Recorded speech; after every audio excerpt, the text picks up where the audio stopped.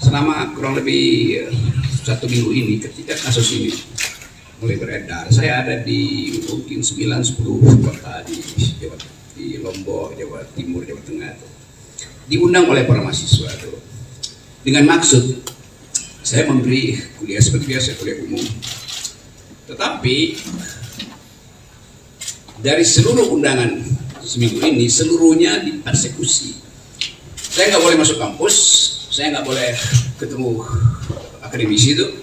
Jadi ada dugaan saya bahwa soal ini soal biasa aja kan.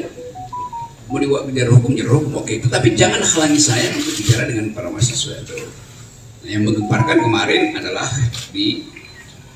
yang saya tahu di Jogja itu saya dihalangi untuk bertemu dengan kurang lebih 1.500-2.000 mahasiswa di situ. Justru itu dihalangi oleh PDIP. Dan saya merasa buat apa menghalangi saya? Toh kalian partai, kalian punya kekuatan untuk mengubah undang-undang itu. Silahkan ubah undang-undang di DPR buat intelektual atau akademisi atau kritis sosial nggak boleh bertemu mahasiswa itu. Jadi itu yang saya sayangkan. Padahal saya bertahun-tahun mengajar di sekolah Megawati itu tentang pikiran bangsa. Jadi kalau saya mau terangkan pikiran bangsa, kok dihalangi oleh partai? Di mana saya mengajar tentang pikiran bangsa? Tapi saya paham itu tuh. Jadi terlihat di publik sekarang ada perselisihan tentang kasus saya. Mereka yang mengerti pro saya mengatakan bahwa itu bukan hinaan, itu kritik. Kalau saya lanjutkan argumennya. Jadi saya berterima kasih kepada mereka yang menganggap bahwa saya justru membuka pembicaraan untuk menghidupkan diskursus tentang apa sebetulnya yang disebut kritik publik terhadap pejabat publik. Nah, saya berterima kasih pada mereka. Mereka mendukung saya banyak wawancara di media massa itu, dan bahkan sebagian memuji-muji saya bahwa saya memulai satu tradisi untuk memperlihatkan bahwa diskursus publik itu tidak boleh dihalangi oleh dendam pribadi. Memang itu dasarnya kan. Jadi sekali lagi itu poinnya. Tetapi saya mengerti bahwa kasus ini kemudian membuka perselisihan di publik antara yang pro dan kontra. Nah, itu yang membuat kehebohan. Kehebohan itu bisa ditafsirkan sebagai keonaran secara hukum itu. Itu pentingnya kita pahami bahwa sesuatu yang disodorkan untuk dijadikan target keonaran itu bisa disponsor oleh siapapun. Kan itu maksudnya kan. Nah, saya minta maaf terhadap keadaan hari ini yang menyebabkan perselisihan itu berlanjut tanpa arah itu. Tentu saya merasa kok ini kenapa nggak bisa diselesaikan secara hukum. Jadi sekali lagi saya menyesalkan bahwa persoalan hukum yang dari awal saya katakan ini adalah kritik saya terhadap Presiden Jokowi yang saya ucapkan dengan sangat tajam, dan biasanya saya lakukan itu di mana-mana. Saya tidak mengkritik atau menghina Jokowi sebagai individu, tidak. Karena ada urusan saya dengan Pak Jokowi. Karena itu saya kira Pak Jokowi juga mengerti. Itu yang menyebabkan Pak Jokowi tidak mau melaporkan saya. Kan Pak Jokowi mengerti bahwa yang saya ucapkan itu adalah kritik terhadap kedudukan publik dia, jabatan publik dia. Pokoknya di situ dulu tuh. Jadi bab pertama saya mau terangkan bahwa di dalam demokrasi persaingan pikiran itu dilegalkan, bahkan dianjurkan, supaya kita bisa menapis mana yang disembunyikan, mana yang sebetulnya genuine, mana yang sebetulnya palsu. Nah, kita di sini belum sampai di sini. Jadi saya paham bahwa kemarahan sebagian pihak itu karena belum bisa membedakan mana kritik publik dan mana dendam pribadi. Saya tidak punya dendam apa-apa dengan Pak Jokowi. Bahkan saya sudah berkali-kali katakan bahwa anaknya Pak Jokowi bertemu dengan saya, dia minta kritik, saya kasih kritik. Pak Jokowi mantu, saya diundang bahkan undangan VIP, tapi saya nggak bisa datang. Jadi nggak ada soal di situ. Sekarang pertanyaannya, kok kenapa jadi soal? Artinya ada yang ingin dia bermain di air keruh. Tapi saya harus mengerti tahun politik pasti ada sifat semacam itu tuh, mengambil keuntungan dari program ini. Bagian kedua saya mau terangkan khusus terhadap mereka yang salah mengerti apa yang saya ucapkan di forum buruh itu. Saya hanya mengkritik dua hal pada waktu itu. Satu soal IKN, satu soal Omnibus Law. Tolong perhatikan ya. Saya terangkan bahwa saya pro gerakan buruh yang akan demo tanggal 10 karena sudah berbulan-bulan proposal buruh itu diabaikan pemerintah. Bahkan saya terangkan di situ bahwa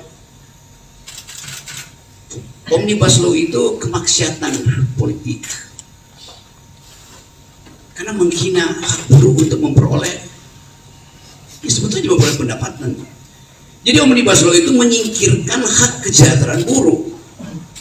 Kalau ada dalil enggak itu bagus. Loh, kenapa kalau bagus itu buruh udah berbulan-bulan melakukan demonstrasi itu. Dan kita tahu bahwa undang-undang itu dibolak-balik, udah ditolak Mahkamah Konstitusi, diputar lagi dengan asumsi bahwa itu bisa diperlukan, lalu barang yang sama dijadikan undang-undang kan itu yang saya sebut sebagai apa, permainan semacam itu. Masa menipu itu, pemerintah menipu kebijakan. Jadi saya memang pro buruh. Lalu dianggap bahwa saya mengompori buruh untuk 10 Agustus. Bukan, buruh itu memang sudah berencana secara periodik untuk demonstrasi, bukan saya mengompori. Saya tahu bahwa buruh merencanakan itu dari awal. Dan dari 2 tahun lalu tuh gerakan buruh kan terus menerus tuh.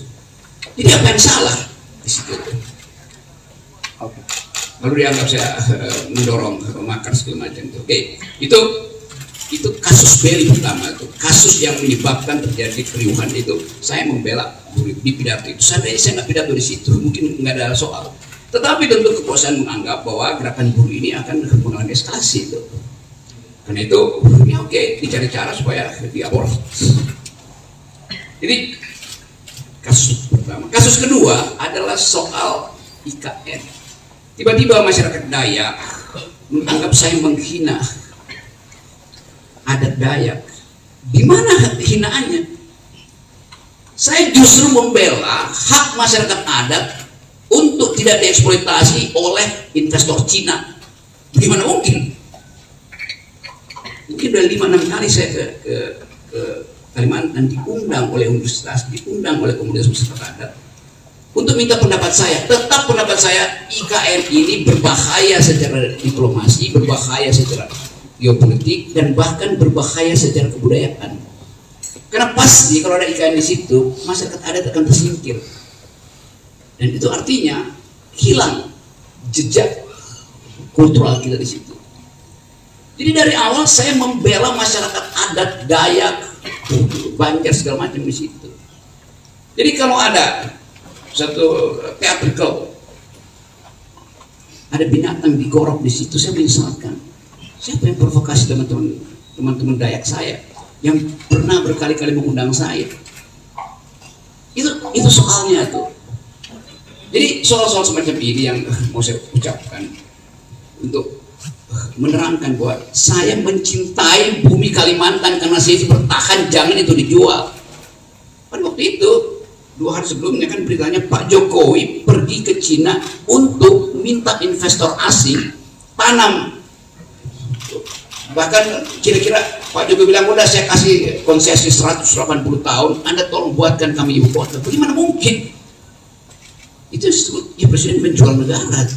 Kenapa mesti tersinggung? Memang faktanya presiden berupaya menjual negara itu, menjual lahan di Kalimantan itu dijadikan IKN.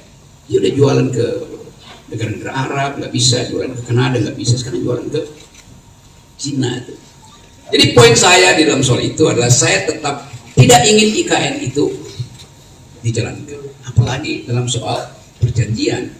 Buat tadinya IKN itu adalah bisnis, ya oke, itu nggak ada pajak saya di situ tuh. Lama-lama menggerogoti APBN. Pada saat yang sama, APBN itu mesti dipakai untuk membackup anak-anak Kalimantan. Harusnya pendidikannya mereka lebih tinggi, stunting tidak terjadi di situ. Kan saya lakukan pembelaan pada masyarakat adat di situ. Oke, demikian juga di tempat lain, di mungkin NTT, NTB itu di Papua ada orang yang tiba merasa bahwa tersinggung. Iya, saya minta maaf karena saya menyebabkan kalian berselisih. Nanti diterangkan apakah perselisihan itu saya yang picu.